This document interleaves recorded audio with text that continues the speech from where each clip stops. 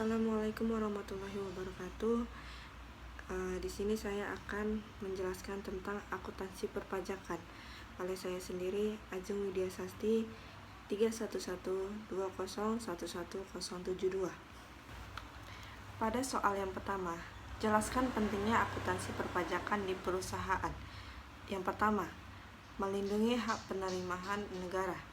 Ini merupakan fungsi utama penyelenggaraan akuntansi pajak pada sisi negara dan Pitkus.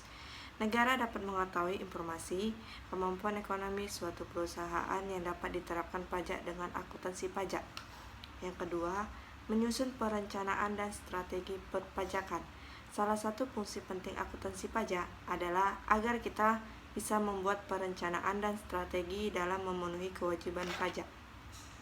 Tentu saja bagi perusahaan, hal ini sangat penting untuk memperkirakan posisi pajak terhutang dengan kemampuan ekonomi perusahaan.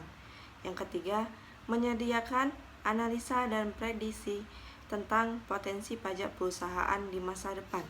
Dengan adanya analisa akuntansi pajak, perusahaan dapat memprediksi beberapa besar pajak terhutang di masa mendatang dan mengetahui perbandingannya. Dengan demikian, perusahaan bisa mempersiapkan alokasi pajak dengan mengurangi unsur ketidakpastian. Lanjut soal nomor 2, jelaskan 3 perbedaan akuntansi komersial dan akuntansi perpajakan. Yang pertama, pengguna laporan keuangan. Pengguna laporan keuangan pada akuntansi komersial atau umum seperti pemegang saham, kreditur, karyawan, manajemen, pemerintah, masyarakat, dan sebagainya. Sementara pengguna laporan keuangan dari akuntansi pajak yaitu Pitkus. Yang kedua, pedoman penyusun dan penyajiannya. Pedoman penyusunan dan penyajian akuntansi umum yaitu PSAK, sedangkan untuk akuntansi pajak adalah Undang-Undang Perpajakan yang berlaku. Yang ketiga, sifat informasi. Sifat informasi pada kedua akuntansi ini juga berbeda. Informasi pada laporan keuangan umum bersifat umum atau dapat digunakan oleh siapa saja. Sementara pada akuntansi pajak, laporan keuangan bersifat rahasia.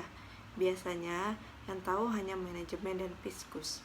Yang keempat, dasar pencatatan.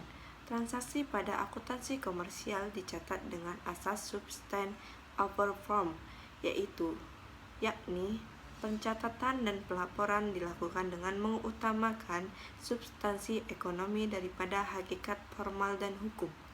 Berbeda dengan akuntansi komersial, transaksi pada akuntansi pajak dicatat dan dilaporkan apabila memenuhi syarat dan ketentuan perpajakan, yaitu dengan mengutamakan hakikat formal dan hukum daripada substansi ekonominya. Ketiga, jelaskan mengapa pemerintah memberikan izin menggunakan bahasa asing untuk jenis perusahaan tertentu. Karena untuk mengetahui besarnya pajak penghasilan, untuk tahun pajak pertama penyelenggaraan pembukuan dengan menggunakan bahasa asing tersebut adalah sebesar pajak penghasilan pasal 25 dalam satuan mata uang rupiah yang dikonversikan dengan menggunakan kurs setengah Bank Indonesia yang berlaku, yaitu pada akhir tahun buku sebelum dimulainya pembukuan. Pada saat penyampaian atau batas waktu penyampaian SPT tahunan pajak penghasilan tahun pajak sebelum dimulainya pembukuan. Pada saat surat ketetapan pajak diterbitkan untuk tahun pajak sebelum dimulainya pembukuan dan pada saat penetapan perhitungan besarnya angsuran pajak. Apakah wajib pajak harus memiliki pembukuan secara komersial dan pembukuan secara fiskal? Pada prinsipnya, wajib pajak orang pribadi yang melakukan kegiatan usaha atau pekerjaan bebas dan wajib pajak badan di Indonesia wajib menyelenggarakan pembukuan. Kewajiban pembukuan ini diatur dalam pasal 28 ayat 1 Undang-Undang Ketentuan Umum dan Tata Cara Perpajakan. Namun, kewajiban pembukuan ini dikecualikan bagi wajib pajak orang pribadi yang melakukan kegiatan usaha dan pekerjaan bebas yang sesuai ketentuan perundang-undangan perpajakan diperbolehkan menghitung penghasilan neto dengan menggunakan norma perhitungan penghasilan neto. Hal ini sesuai dengan pasal 28 ayat 2 Undang-Undang KUP. Wajib pajak yang dimaksud antara lain wajib pajak orang pribadi yang menjalankan usaha atau melakukan pekerjaan bebas dengan jumlah bruto dalam setahun kurang dari 4,8 miliar. Sebagai penggantinya, wajib pajak dengan kriteria di atas tetap wajib melakukan pencatatan. Kewajiban pencatatan ini juga berlaku bagi wajib pajak yang tidak melakukan kegiatan usaha atau pekerjaan bebas. Pengecualian tersebut dilakukan berdasarkan prinsip kesederhanaan, terutama bagi pengusaha skala kecil dan menengah, sebab dari sebagian dari mereka umumnya tidak mengetahui adanya kewajiban menyelenggarakan pembukuan, tidak memahami bagaimana menyelenggarakan pembukuan, atau tidak mempunyai karyawan yang berkompetensi dalam membuat pembukuan. Untuk itu, mereka hanya diwajibkan untuk melakukan pencatatan yang lebih sederhana dibanding pembukuan. Lanjut nomor 5. Apa yang dimaksud dengan fair value concept? Sering sekali kita mendengar istilah nilai wajar atau fair value, baik dalam bidang akuntansi, bidang perpajakan, maupun bidang lainnya. PSAK 68 mendefinisikan nilai wajar sebagai harga yang akan diterima untuk menjual suatu aset atau harga yang akan dibayar untuk mengalihkan suatu liabilitas dalam transaksi yang teratur antara pelaku pasar pada tanggal pengukuran. Dari definisi tersebut, kita dapat mencatat beberapa unsur atau elemen nilai wajar, yaitu harga, aset, liabilitas, transaksi, dan pelaku pasar. Berdasarkan definisi di atas, PSAK 68 menganut exit phrase dalam menentukan nilai wajar, yaitu harga untuk melepaskan suatu aset atau liabilitas, bukan harga untuk memperoleh suatu aset atau liabilitas, atau entry price. Aset atau liabilitas yang diukur pada nilai wajar dapat terdiri dari aset dan liabilitas yang terdiri sendiri, misalnya instrumen keuangan atau aset dan keuangan, atau sekelompok aset, sekelompok liabilitas, atau sekelompok aset dan liabilitas, misalnya suatu unit penghasil kas atau bisnis. Sebutkan hal-hal yang menyebabkan adanya koreksi fiskal laba rugi komersial. Penjelasan mengenai koreksi fiskal positif dan negatif adalah sebagai berikut.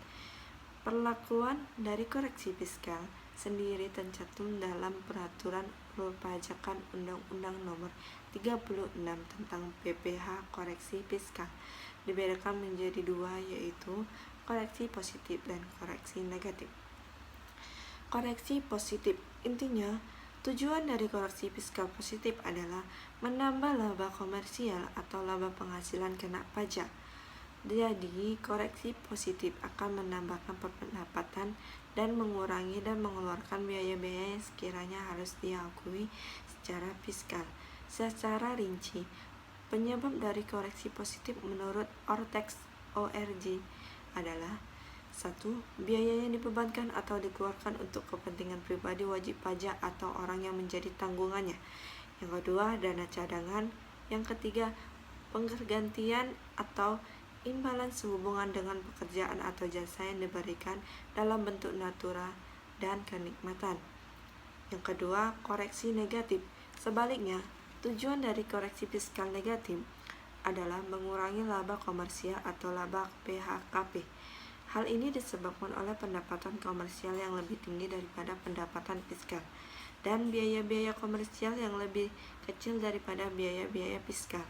Penyebab dari adanya koreksi negatif sendiri adalah yang pertama, penghasilan yang dikenakan PPh final dan penghasilan yang tidak termasuk objek pajak tetapi termasuk dalam peredaran usaha.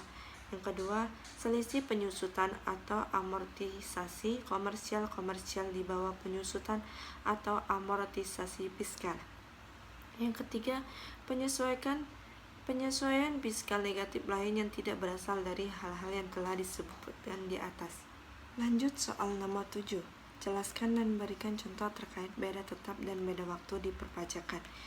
Yang pertama, beda tetap merupakan perbedaan pengakuan baik penghasilan maupun biaya antara akuntansi komersial dengan ketentuan Undang-Undang Pajak Penghasilan yang sifatnya permanen, artinya koreksi fiskal yang dilakukan tidak akan diperhitungkan dengan laba kena pajak. Dengan kata lain, dalam beda tetap ini, penghasilan dan biaya yang diakui dalam perhitungan laba neto untuk akuntansi komersial tidak diakui dalam perhitungan akuntansi pajak. Contohnya, penghasilan yang menimbulkan beda tetap adalah hibah, sumbangan, dan penghasilan bunga deposit. Adapun contoh biaya yang menimbulkan beda tetap adalah biaya saksi perpajakan, entertainment tanpa daftar nominatif, pengeluaran yang tidak ada kaitannya dengan kegiatan perusahaan. Kemudian beda waktu merupakan perbedaan pengakuan baik penghasilan maupun biaya antara akuntansi komersial dengan ketentuan Undang-Undang PPH yang sifatnya sementara. Artinya, koreksi fiskal yang dilakukan akan diperhitungkan dengan laba kena pajak. Dalam beda waktu ini, penghasilan dan biaya yang dapat diakui saat ini oleh akuntansi komersial atau sebaliknya tidak dapat diakui sekaligus oleh akuntansi pajak. Biasanya karena perbedaan metode pengakuan. Contoh, penghasilan yang menimbulkan beda waktu adalah pendapatan laba selisih cost. Sementara untuk contoh biayanya adalah biaya penyusutan dan biaya sewa. Lanjut soal nomor 8. Jelaskan tahapan siklus akuntansi pajak dan akuntansi keuangan. Yang pertama, alur urutan tahapan siklus akuntansi. Yang kedua, identifikasi transaksi dalam tahapan siklus akuntansi. Yang ketiga, analisa transaksi dalam tahapan siklus akuntansi. Yang keempat, pencatatan transaksi pada jurnal. Yang kelima, posting buku besar. Yang keenam, penyusunan neraca saldo. Yang ketujuh, penyusunan jurnal penyesuaian. Yang kedelapan, penyusunan neraca saldo setelah penyesuaian. Yang kesembilan, penyusunan laporan keuangan. Yang kesepuluh, tahap terakhir siklus akuntansi, penyusunan jurnal penutup. Tahap optimal siklus akuntansi, penyusunan jurnal pembalik. Lanjut soal nomor 9. Jelaskan perbedaan pembukuan dan pencatatan dan sebutkan aturan yang mengaturnya. Menurut Undang-Undang Nomor 6 Tahun 1983 tentang Ketentuan Umum dan Tata Cara Perpajakan sebagaimana telah beberapa kali diubah dengan Undang-Undang Nomor 28 Tahun 2007 Pasal 1 Ayat 29.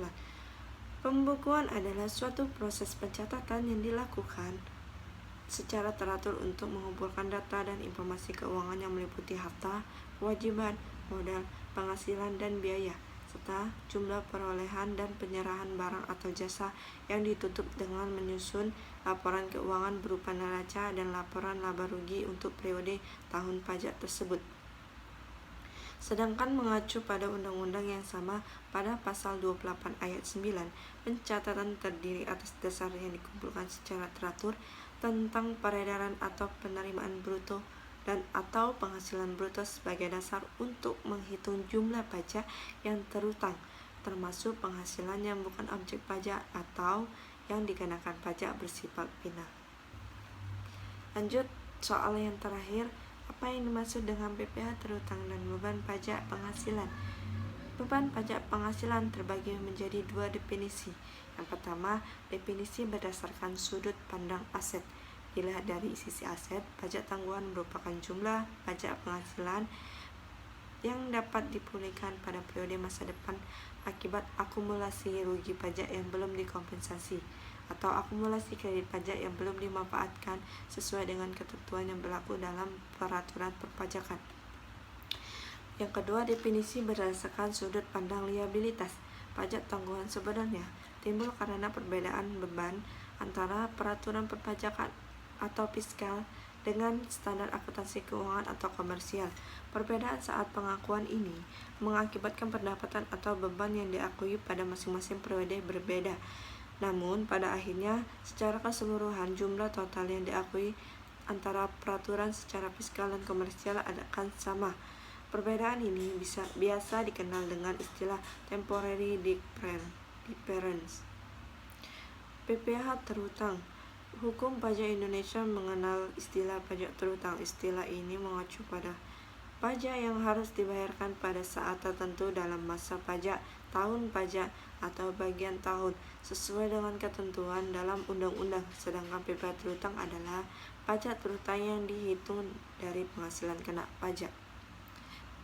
Sekian, terima kasih. Assalamualaikum warahmatullahi wabarakatuh.